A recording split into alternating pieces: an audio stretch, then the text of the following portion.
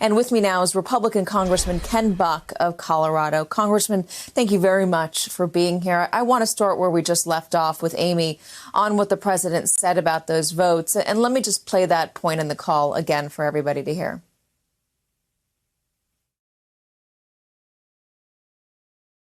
So, look, all I want to do is this. I just want to find 11,780 votes, which is one more than we have, because we won the state, and flipping the state is a great testament to our country.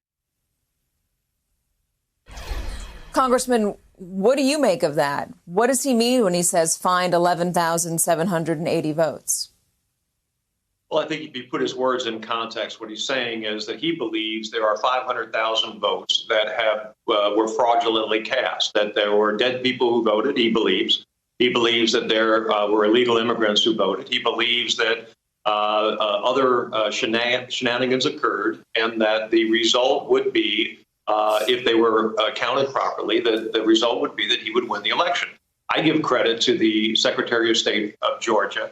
A number of recounts have been done in Georgia, and the Secretary of State stood his ground and made it clear to the president that the Secretary of State did not agree with the president's theory in this case. You made a point of saying he believes. Let's underscore that. He may believe it, but the truth is those votes that he's contending are fraudulent. That just is not, that's not true. There have been legal cases on this. They've done multiple recounts. Let me ask you this. Why was this a bridge too far for you personally, a bridge too far for you to support? Well, I am not in agreement that the electoral packages that are being sent to the House are being sent to Congress should be challenged. I believe that the Constitution gives us a very clear duty. The 12th Amendment says that the Vice President will open these envelopes and that Congress will count the electors. And I think that our job is not to second guess what the states do. I have a lot of respect for the Electoral College. I have a lot of respect for the fact that rural states like my home state of Colorado is given an opportunity to elect a president because of the Electoral College. And I think we have to respect our role as Congress and not second guess what the states are doing. Why do you think so many of your fellow Republicans are not respecting this process? Well, I think it's clear that this president has been treated unfairly in the last 4 or 5 years. He has been investigated by the FBI. He has been impeached on very slim evidence, and the impeachment was a political issue to change the outcome of the election. And I think a lot of voters, millions of voters, really believe that this election has been unfair. And what we need to do as Americans is put aside the partisanship and make sure that we step forward and that we do the right thing, but we also investigate these elections and make sure the American people understand the credibility that occurred with these elections. It's not enough just to say you're wrong, shut up, sit down.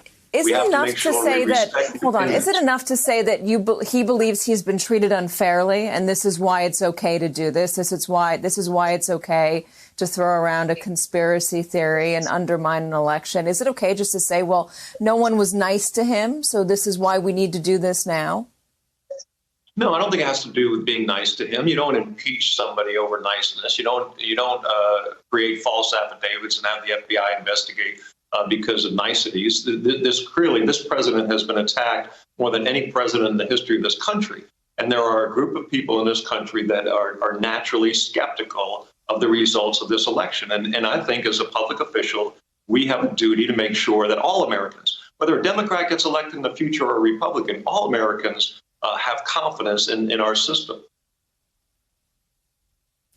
Do you take any responsibility for fanning the flames on this? You signed on to the Texas lawsuit respectfully. You've given a lot of voters out there this idea that this election was not fair, and this is what is coming to pass because of it. Yeah, no, I examine. I'm the state party Republican chair in Colorado. I examined carefully the election in Colorado.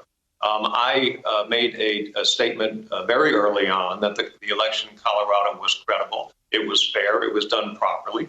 There was not widespread voter fraud.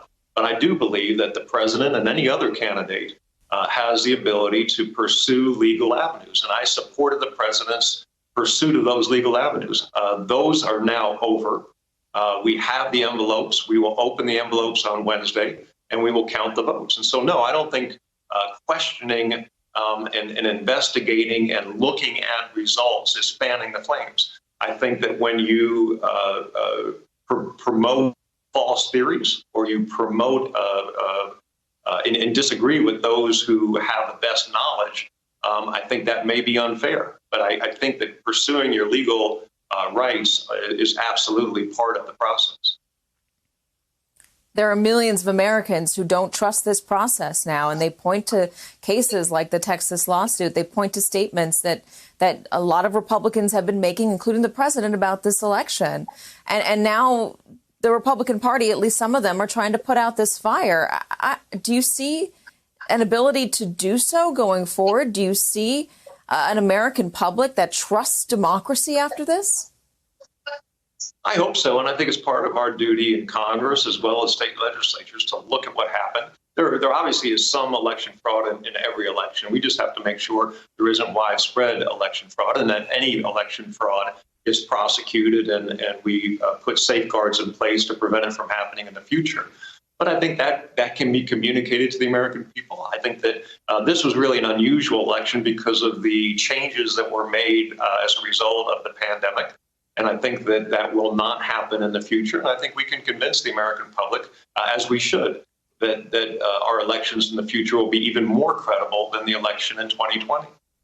Hey there, I'm Chris Hayes from MSNBC. Thanks for watching MSNBC on YouTube. If you want to keep up to date with the videos we're putting out, you can click subscribe just below me or click over on this list to see lots of other great videos.